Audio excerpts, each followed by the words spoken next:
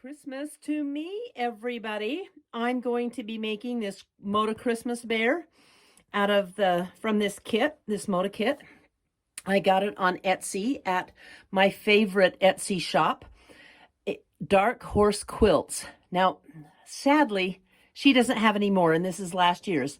But you need to go check out Dark Horse Quilts because she has some way cute Christmas fabric in stock. And I love shopping with her. So let's open this up. Oh, the pattern, yay.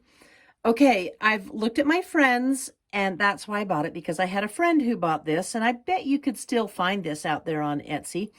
It's by Annie Brady, and the fabric is called Northern Lights. This is made with a lot of squares, rectangles, half square triangles, and then there's a lot of 3 triangle squares. And I don't know what to call those. But then there's snowballs as well. So let's put that down. Oh, you're very welcome, Moda, for picking your thing. Oh my gosh, this would be the cutest postcard. How could I make it all white on the back? Anyway, oh, yummy fabric, and it just feels so great. So this is the light taupe around the bear's face, and look at these cute stars on here. And the same, see 3 pieces in this colorway. There's the dark green and the taupe, and I'm going out of order here, and then look at that. So you get the Northern Lights fabric with the little stars on it in red, light green, a forest green, and a taupe.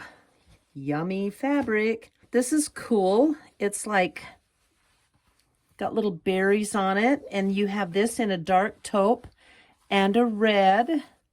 And can you just pet your fabric? I just love to pet fabric. And this is obviously the background because there's a ton of it. So it's in the background, rectangles and squares. How cute is that? And then of course there's white, Moda white. So those are all of the Moda colors on the holiday bear. I called it the Christmas bear. Whoops. But I'm so excited. I'm going to get this cut out and start sewing with you. Hi, it's a little chilly outside. Winter's starting to come, so I can't wait to finish my bear quilt that I started at Quilt Retreat. I'm home, I'm relaxed, and let me see. This is going to be a quilt that we put together on, let me get the instructions. They're gnarly, so it's called, I'm at the Build-A-Bear, and it's not as easy as the Build-A-Bear workshop, I tell you. You definitely have to lay it out on the design wall, and that's what I'm going to do right now.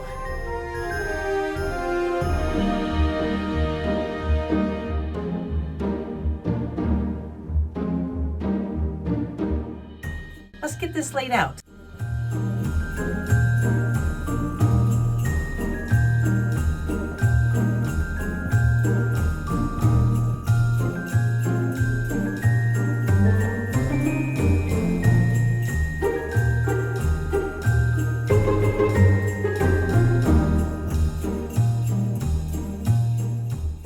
Well, what do you think? Now I've got some eyes, and I'll go ahead and pin those on. Give him some life here. I haven't appliqued them on as of yet. There, isn't he cute? So I can see by laying this out that I've made a mistake, and that mistake is right here in this block. These triangles need to be this darker. So I have to re-sew this. I have to cut a dark green here and a couple more of the background squares out of this to go here and here. Then I think that's done, and I can start by sewing him together. Now I have the borders all done, so what we'll do is sew the bear first, and then I'll sew on the borders. But now I'm going to go to the cutting table and cut some squares here so he doesn't look like he has antlers, and we'll get him all set up and ready to go. I need to share a product with you that saved my life while I was on the retreat, because I left home my angler, but I always carry with me my 1/4-inch seam tape by Cluck Cluck Sew. She came up with this, invented it, and she's a genius, because you know what washi tape is? It's the paper tape that doesn't leave any residue, And take a look at this on the roll. It has a red line for the center, and then a 1/4 inch from that, there's 2 blue lines on either side. And this is what I did, so I didn't have to mark my seams at the retreat. I just taped it on my machine. Let me show you how easy it is to use. I'm going to line up 2 squares, but I want to line them up on this 1/4 inch line over here because I'm going to cut them in half. So as you sew, keep your eye on the blue line and keep your point lined up with the blue line. Check it out. Then I'm going to flip it and sew the other side and do the same thing. I'm going to keep my point lined up with the blue line. And guess what I'm going to have when I'm done? It's just so slick. So staying on the blue line, I have made 2 half square triangles without marking the fabric. So ladies, it is worth it to, I should say quilters, it's worth it to go ahead and get some of these tools to help you be a more efficient quilter. You can get so much more done if you don't have to mark them all. So there's one, and then ta-da, pretty slick. So look for the link below in the description, and I will link this to the Amazon page where you can just go order it and have it shipped right to your house. So I have this on the design wall. This is the top row right here, or the top 2 rows, and you can see that they have to go together because this piece on the end is a horizontal piece. No, the other way. Let me show you my method. I'm gonna fold this one over on this top. These 2 I'll fold and they'll sew together. But here's what I do. I take 2 purple pins like this, and I stick them in, both going the same direction. And then I'm going to fold this one over on this seam. And so I'm going to take 2 green-headed pins and I'm going to stick them in next to these seams. Then I'm going to do 2 pink pins, because I'm going to fold these over and this will be sewn by 2 pink pins.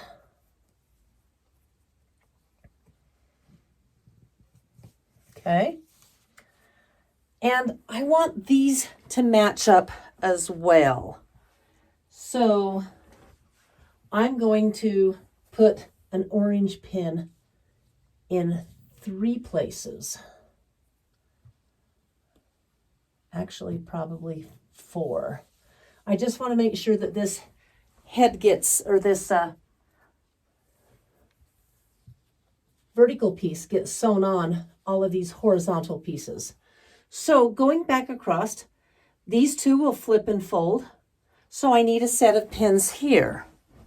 And I'm going to use blue flowered pins. I'll show you my pin cushion.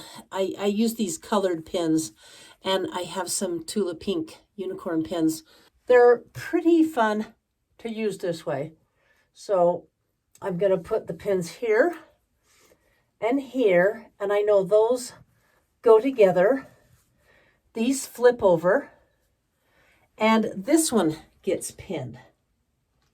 Let's see, and there's no yellow in the row yet, so I will do yellow. So when you do this row, it's important to put a different color of pins in your row. You never use the same set or color of pins twice. So that way, I can pick this up like so.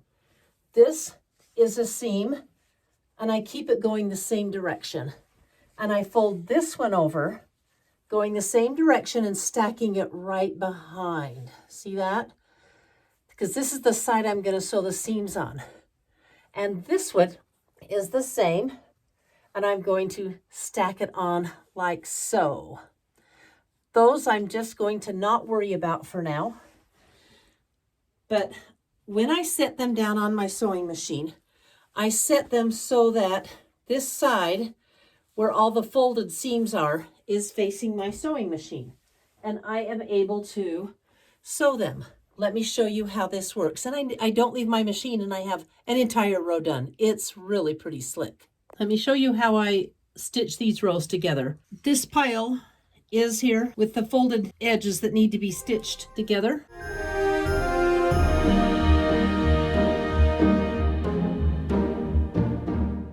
Okay, I have my pieces stitched together at the folds, and now I just match the pins. So purple to purple.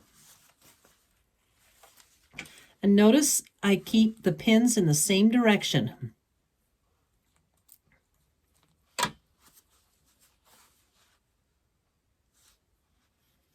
Line them up.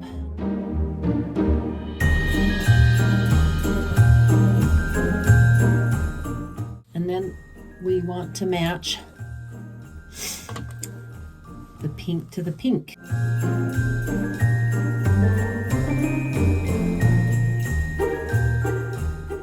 Then we have this orange pin. Do you remember the orange pin matched up with the vertical? So we're going to set that aside. We're going to sew this row.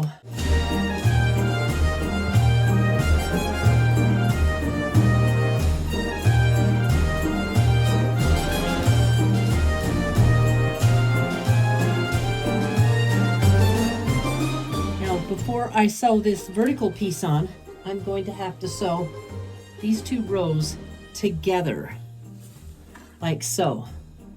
So then next I'll put these rows together.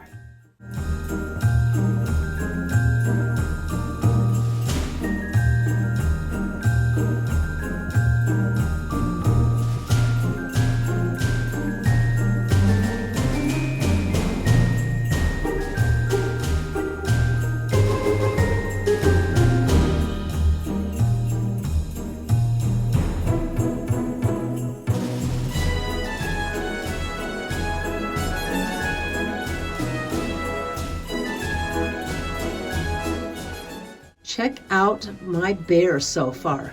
Now, there's two rows sewn together at the top, and the second row is two rows sewn together, and it's a single row, and then the eye row. I went ahead and appliqued the little eyes on, but when you get down to the cheeks, you've really got units. There's a cheek unit, the mouth unit that needs to be sewn together, as you can see, another cheek unit. And then on the bottom rows, I need to sew these together first. Just because of the layout and the pattern and the placement and everything, I would call this more of an intermediate pattern, but don't let that stop you from putting it together because it is so super stinking cute. Ta-da! Well, a sort of ta-da. Just the bear is stitched together around here and here. The borders are in strips like this bottom one that I need to put on. And I'm just gonna get up in the morning and do those because I am beat. It's 1 o'clock in the morning and I was not going to put my machine down or this quilt down until I had at least the bare piece. It did take a lot longer than I thought it would because there are a lot of points all over that you need to match.